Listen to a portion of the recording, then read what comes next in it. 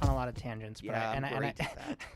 I wanted to ask one more question before we kind of go into rapid fire, because a lot of people might be hearing all of this and they're like, this is 4 steps ahead of where I'm at. Yeah. I'm not quite there yet. But what I think your experience lends to so valuably is this arguably textbook example of sous chef at a well-known restaurant in the city, go off to do a pop-up to test a concept and attract investors, open the brick and mortar place. Mhm. Like that has been your path for the past 5 years. Like Yeah. and it's been executed like I'm saying, textbook. Going back, would you do it again in that fashion? Or do you have any insight for people who are at the place you were at when you left Lark? I might. I mean, it's so hard, right? Maybe we'll have traveled just a little bit more. I did a good amount of traveling, but maybe a little bit more before settling in so deep. To get more inspired or to... Just cause Yeah. for fun. Yeah. Like, and it probably would have led to more inspiration, frankly, because I'm sure with your travel too, it's centered around eating so often. But I would definitely have probably traveled just a little bit more. And there's a variety of reasons why I didn't. Maybe take a little bit more time for me, because once you get into the grind of running your own business, then you really realize like how much stuff you didn't know. But I would say I'd keep a lot of it the same. And I think the reason for that is that I feel very, to make sure that it's obvious. I didn't start doing this when I was 20, like a lot of people are in their careers. I was already, when I went off on my own, I was 33 years old. Or 32 years old. So because of that, I had a lot of life experience that helped me make good decisions to be able to get to where I needed to go. It doesn't mean that there wasn't failure along the way, but the way that I did things, I would recommend to pretty much everybody.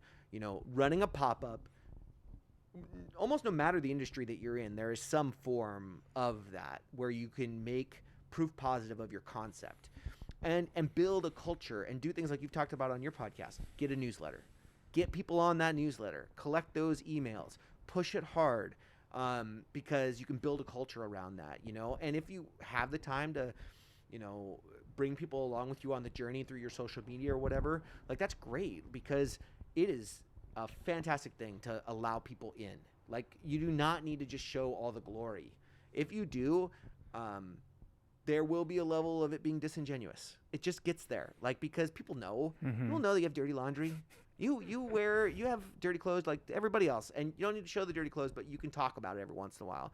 And if you look at my social media, yeah, not all the pictures are absolutely perfect, because I don't believe in that philosophically. I think that it just makes it fake, and people sniff that out in a minute, and then that person, like, whatever, like, they don't know what it's like to actually work hard, or they don't know, or it's boring because it's too perfect and pristine. And I think that we're actually getting into a part of our culture where that's better. So pop-up, do the pop-up, because you'll get people around you. And in the food industry, if you do that, that's where you might inspire those people that want to invest in you, that see the potential in that, that maybe have a building that's opening up, or have the pop-up because you'll be searching for places, and maybe you'll find a great venue like I did before this when I was working at the Ballard Loft, where I almost became the resident chef basically there, and I got an amazing deal with them, like a total sweetheart deal to do my dinners there and whatnot. And it was on and off night of the week, so that when they had events, they would have the prime nights. Like, that is the way to do it. You almost open yourself up to like the serendipity of it. Yeah. And so, and then I worked in a commissary kitchen, and when I first started, I had the most basic rate. I really follow pragmatism, like slow, steady, planned growth, little bit at a time. If every year in my business can like 1.6x, not 2.5x, because that's a little much and probably gambling a little bit on things, who knows. But if we can make steady growth regularly, there's versus that. Feast or famine. Yeah, right? Which is gonna happen, because you'll be hot. And every restaurant has its first year or two where they're just like slamming things are great. What about the third? What about the fourth? Right? You can't plan for that. It's also why, like, I don't think restaurants should be open on Christmas Eve or New Year's Eve. They're bluebirds. They're random occurrences of a huge wealth of income that comes in that you can't consistently maintain. It's why I base our financials on a 48-week year, not a 52, because that way I know I can be fully closed. I'm not counting on that revenue. People can have their vacations and do their things, yet my bills are based on a 52. So revenue on a 48, bills on a 52, and making that work. But the pop-up and taking your time, but also, working for other people. I worked at, and I was a part of 2 different openings, so I could really see some of that. Learn to fail on other people's money. Mm-hmm. I mean, that's not great advice. I'm not saying that to be glib or to be whatever. I'm saying, like, if you learn to get comfortable with failing while you're learning, when you go out on your own, you'll have so much knowledge. And if you're not failing, you're not trying hard enough. Mm-hmm.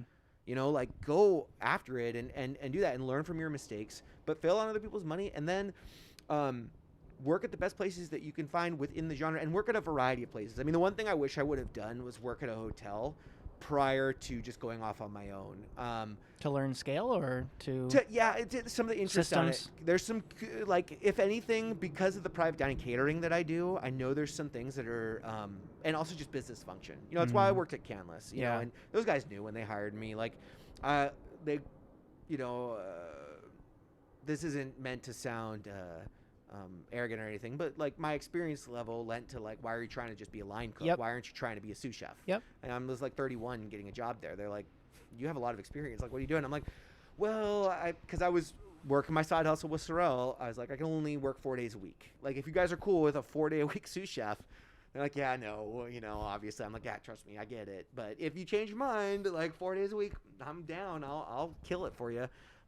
But those guys have proved how important a private dining aspect to your restaurant is. That place is so impressive when it comes to how they run their business. And they have made so many good decisions in buying the land. They own the building and stuff. And if you listen to stuff that Thomas Keller has said in the past, they own the French Laundry, like, they own that property. And you feel very differently when you're invested at that level. I'm not saying that people need to go do that, but what I am saying is that it makes sense to go work for a place that runs as a business. And so I went there to test my theory that having a private dining room, bare minimum, could be a massive money generator. And instead of like a 5 to 10% profit margin, we jump up to a 15 to 22% profit margin. Like, that's what I'm looking at. Food cost. Like, my goal is to keep food cost at 15%. Same, and labor, I'm willing to go like 35% because, like, I want to give good benefits. But then, like, when you put the food and the labor together, we're still way under what the 30-30 Correct. that people, talk about, which is just silly. From the days of old. Mm-hmm. But do these things, work for those people, work for the great places that are doing that. But yeah, if I would have worked at a hotel, it would have been great to work at like a boutique one, like what they've got going on with like the Meadowwood. Yep. I mean, poor Meadowwood, but Yeah, like what they were doing and everything. Like, man, I would have loved to see just because some of the operation of in anywhere that's like that, because like I have some aspirations down the road of like doing a B&B. Like, I have some ideas that I think could be super fun, like what Massimo decided to do. I'm like, man, you're so smart. Yep. Like, you're one of the smartest, most creative people on this planet with one of the biggest hearts.